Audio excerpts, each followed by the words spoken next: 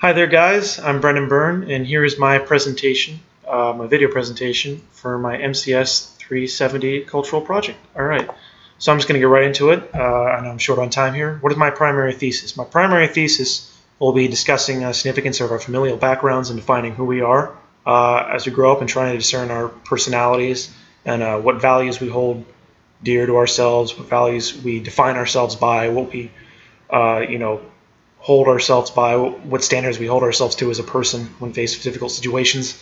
I got this idea from going through a lot of people's introduction videos during the first week. A lot of people talk about their families. Not everyone, but some people talk about the significance of their family background, their ethnicities, their racial background, and how it was an essential part of them for being who they are. And I think a lot of people write this aspect of their lives off.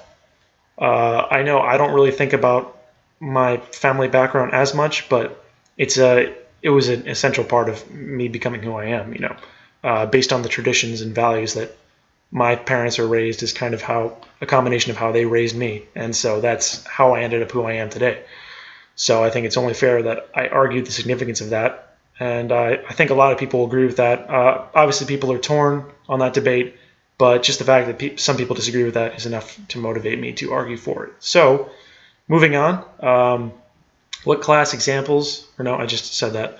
What is ethnography? Ethnography is the culture or the study of other cultures in a systemic perspective, meaning that taking someone who is an outsider to a different culture, inserting them in, and trying to attain an unbiased perspective on that culture.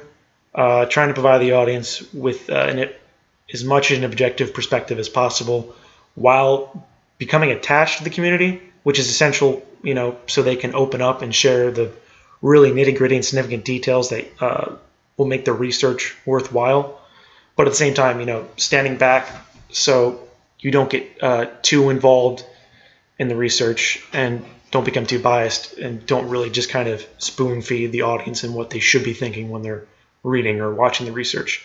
So media ethnography, this is something I am not new to, being an MCS major. If you guys are new to MCS, I'm going to say this now, and you're going to hear it 100 more times a day until you graduate. Marshall McLuhan, his big phrase is, the medium is the message. So get ready to hear that 100 more times a day until you graduate. Yeah. But anyway, the medium is the message. That's what media ethnography is all about. It's about discussing the mediums through which a narrative can be told, and how our media content influences people to think in like what ways they think and how they think about something. As in, a story can be presented in a very different way through very different medium, as opposed to watching something as a documentary or reading something in an article or through a book. So what have been useful class materials that have been very informative and helped me understand these definitions? Well, what's been really important for me to build these definitions was reading Rethinking Culture through Multimedia Ethnography and Feminist Dilemmas in Fieldwork. Rethinking Culture through Multimedia Ethnography helped me understand the essential nature of trying to remain objective in the field.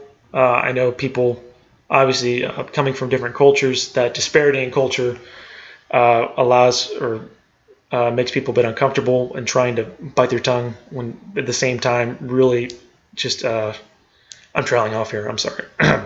But the point is trying to remain objective when you're